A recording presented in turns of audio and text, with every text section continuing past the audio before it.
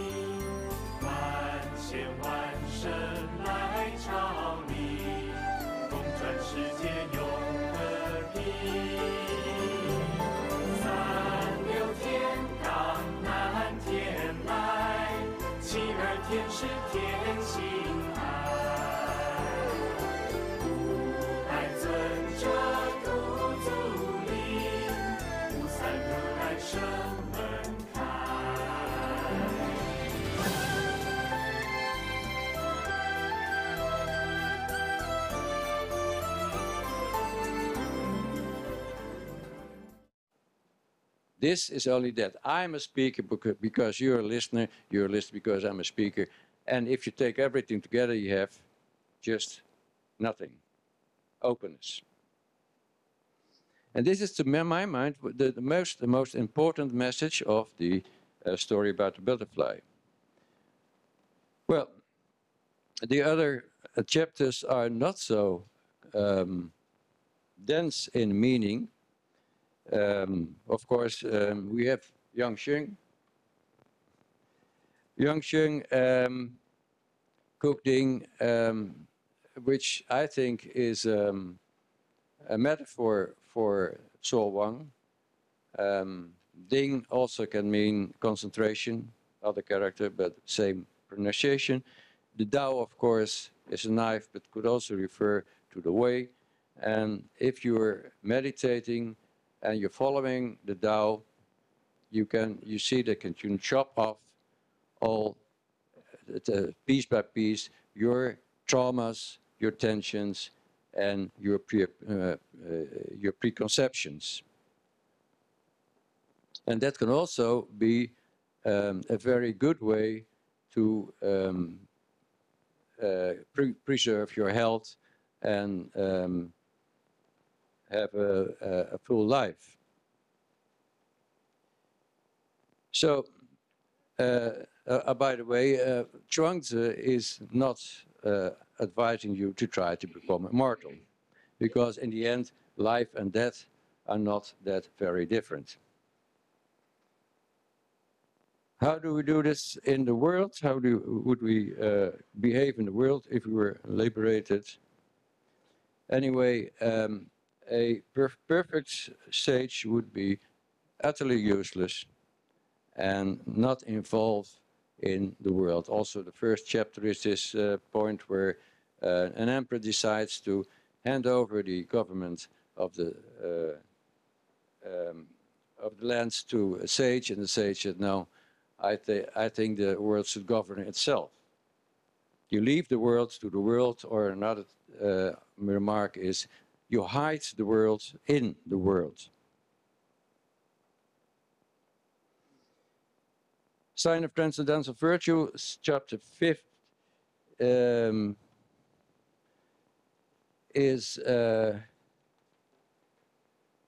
brings nothing. Oh yes, the perfect sage doesn't have any qualities, but just this absence of qualities, like Aitaito is great qualities. Chapter 6, I want to mention this shortly, mentions the few stages of reduction, putting things outside yourself, and politics is a recapture of the idea of being useless, only with another emphasis. Okay.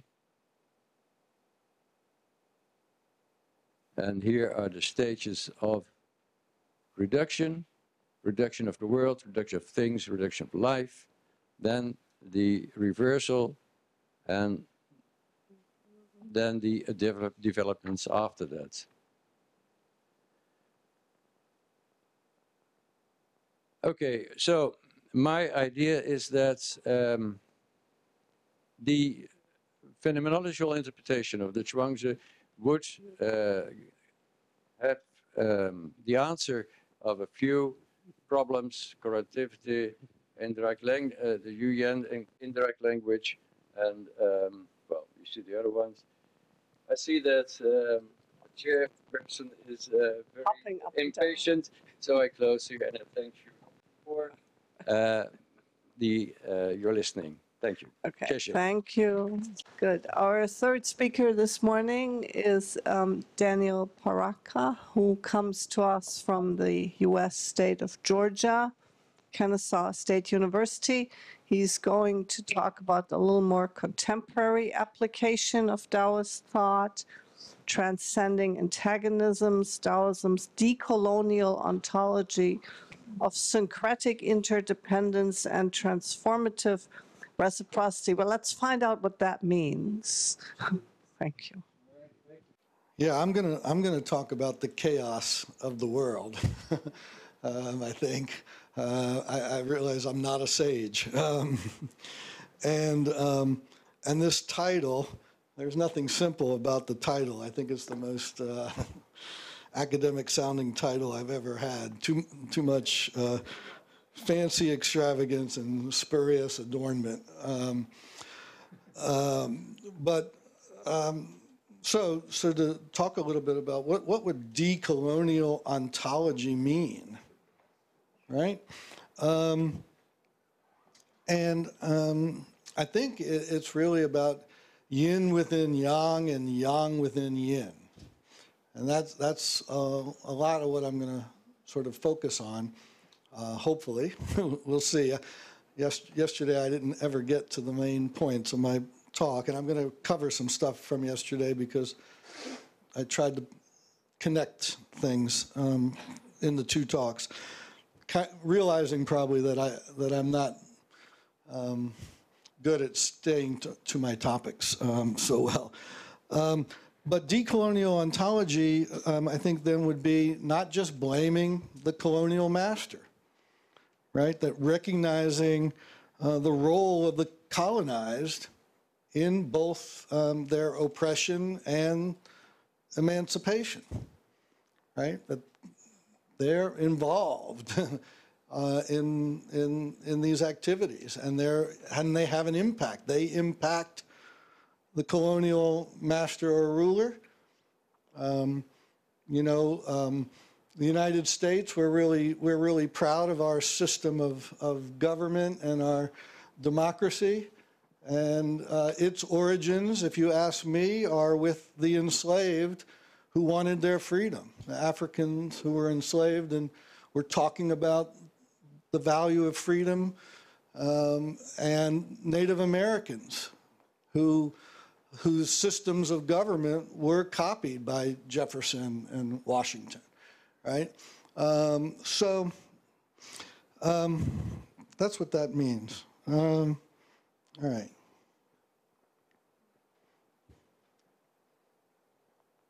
Yeah, this is from yesterday a little bit, I'm going to talk a little bit about the Confucius Institutes this morning, and about the, maybe not so much about the pandemic, but the Belt and Road Initiative, and Tiananmen Square.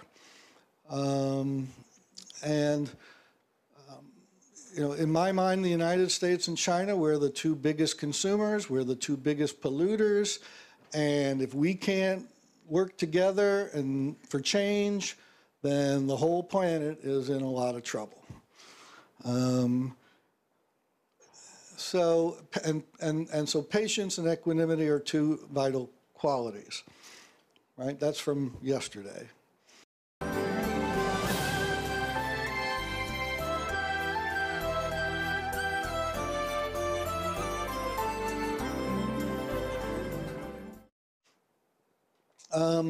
And I didn't really get to talk about this yesterday either, but my favorite hexagram would be peace, right? That's what I want.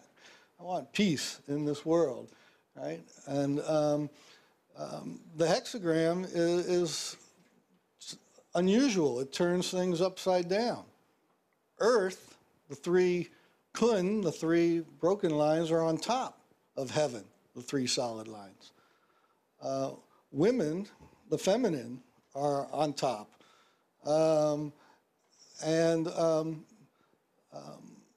So it's putting the receptive, the restorative, the restful above action, above force, right? And so the BRI, the Belt Road Initiative, is a yin activity if it emphasizes environmental sustainability. That's a big if. We haven't seen that nearly enough, okay? It's yang, certainly, because of its ambitious activity. And this is what I love about yin and yang and about the I Ching, is that it's a tool that really helps you be more analytical. You have to look at both yin and yang. You have to consider all the sides of the story. Tiananmen Square is definitely a yin force, speaking truth to power.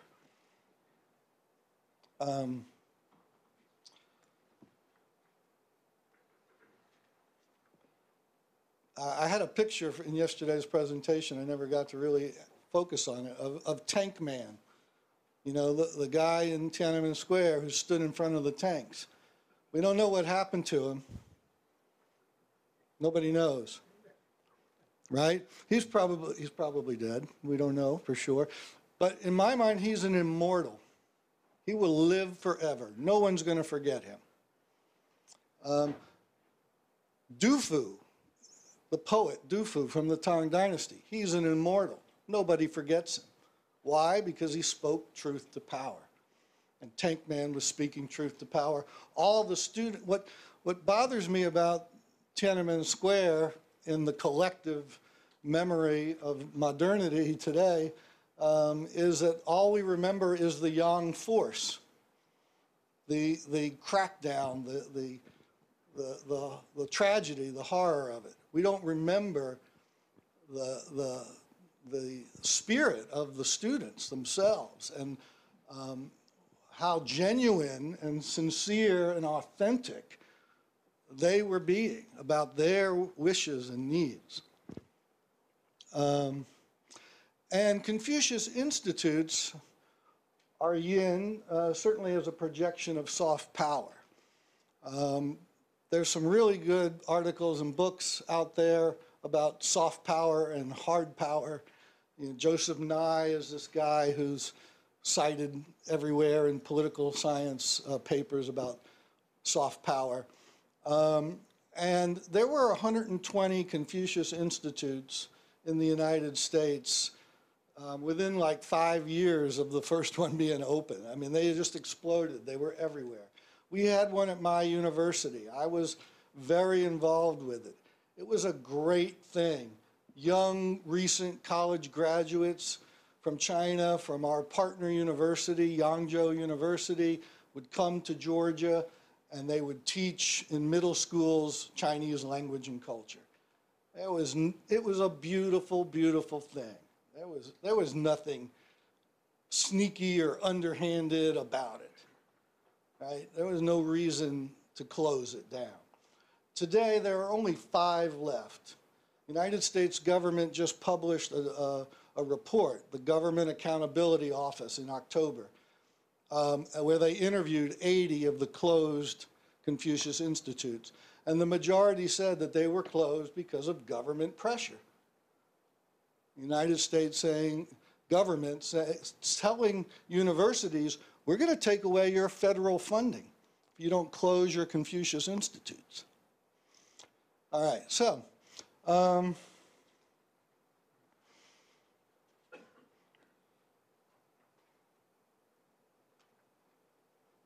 yeah, let's see. So I mean, yin and yang both represent change and stability. I don't know, this is not so important. Let's continue. Or it's important, but everyone knows it. Oh,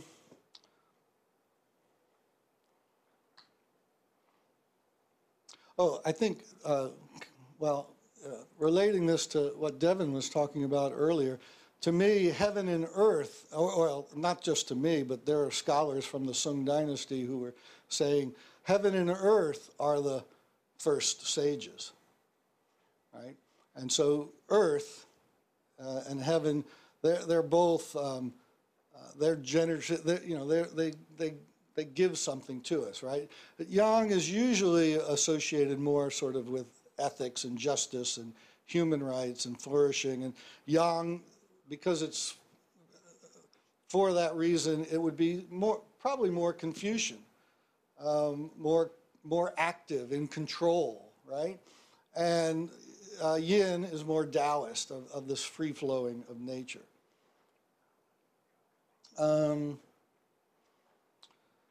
So I think yin is more democratic. It's welcoming, inclusive. It's kind of, it's open. I think yang is more meritocratic. It's authoritative, hierarchical. It has clear rewards and punishments. It's more interested in national security, and yin would be more interested in civil society and the diverse opinions of people.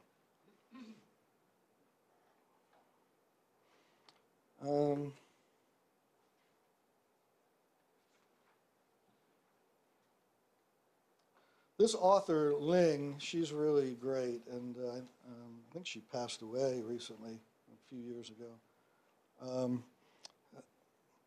And the sources are at the end of this. I guess I would change that title there, Yin within Yang, and then it says soft power and hegemony. I guess I would say soft power within hegemony, right? It's Yin within Yang. So, and Yin would be represented by the cooperative power of international institutions.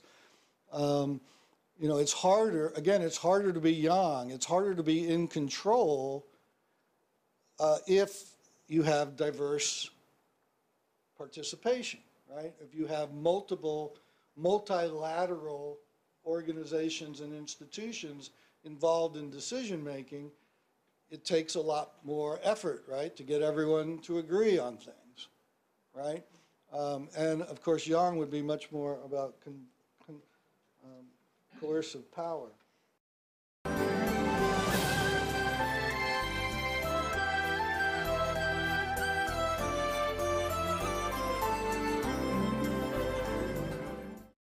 I'm so impressed with China in so many ways, and so I'm not a I get upset when I hear what I consider sort of China bashing. It's way too easy to do.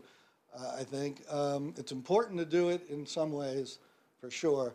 But China's raised a lot of people out of poverty, and that's what they talk about with like the BRI.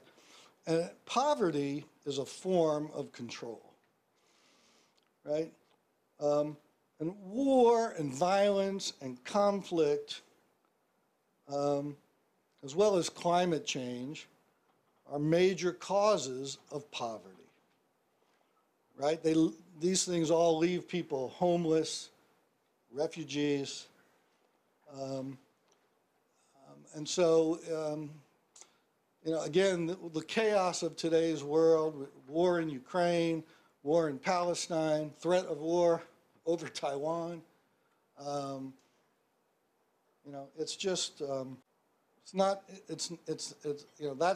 that's just not going to work, right? If we want peace, if our goal is peace, we don't need any poverty, and we don't need any war. It's obvious, right? So maybe that's where my title now has gotten away from being so spurious and adorning to simple, straight talk.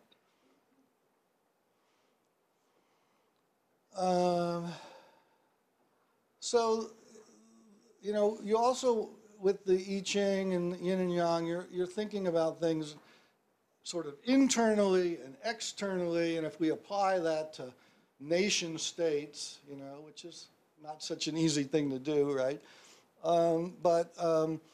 You know, internationally, I think the United States right now is super young. I mean, we're ready to jump in and fight left and right, it seems like to me. And you know, China has been emphasizing participation in international institutions in a lot of ways.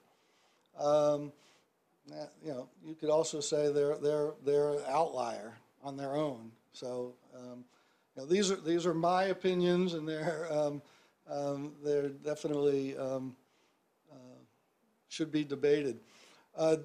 Domestically, internally, China's young, right? China is pretty tough on protesters and dissidents, and human rights and freedoms don't exist the way they do in the West. They're thought, you know, the emphasis sort of has been on this idea of reducing poverty, right? That's the way you improve people's human rights. But and then in the U.S., you know, generally you would see this yin influence of having lots of freedoms and rights and representation among a very diverse population. But of course, we have our problems in the United States with the incarceration of African Americans, huge percentages, and we have like the Lakota Sioux, whose Standing Rock land rights are trampled upon. So they're going to build the pipeline right through the most sacred lands of one of the native peoples who have experienced the most violence throughout American history. We're just continue to do it, right? Okay. So again, trying to think about then Taiwan, right? So my original idea, my original title for this session was actually to sort of transcending antagonisms and trying to focus on U.S.-China relations towards Taiwan. And this is a little bit of an unusual interpretation to make Taiwan the dot inside of both yin and yang. Maybe it doesn't work. But one thing about Taiwan, I think, is that, you know, it's closer culturally to China than it is the United States. And it's closer to the United States than to China politically, right? And so Taiwan understands both countries very well. And I think that's really important to emphasize. So another way to look at this perhaps then would be to say that Taiwan is the broken line between the two yang lines. That the United States and China are both predominantly yang. They're very powerful forces, right? Active in changing the world. And Taiwan is in the middle. This yin soft line, right? And this is the trigram for fire. But it might be a good place to be. Being in the middle can be a good thing in Chinese philosophy, right? And so if we were to double the trigram as a hexagram and have fire over fire, we might basically have the status quo. You know, so this is a political term, right, that's been used to describe these relationships. The language on my slide here comes from Jack Balkin's I Ching descriptions of the hexagram, number 30, Li. And it says, he advises, or the I Ching advises in his interpretation, developing an understanding for who and what you depend on and who and what depends on you on knowing what can be changed and what cannot. By nurturing others, you will nurture yourself. So I guess Taiwan needs to nurture its relationship with China. It needs to nurture its relationship with the United States, right? Because it depends on both of them, right? Do not cling to the past. Be open to change. Do not become enslaved to anxiety, pessimism, or despair. Don't bury your head in the sand. Consider how you and others can work together to achieve what none of you could do alone. It's great advice for Taiwan from the I Ching.